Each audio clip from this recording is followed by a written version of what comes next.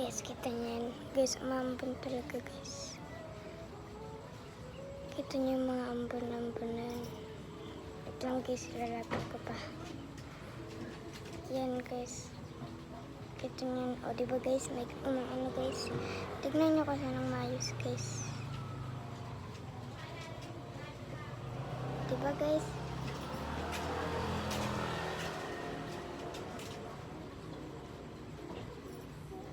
Wait lang guys ah.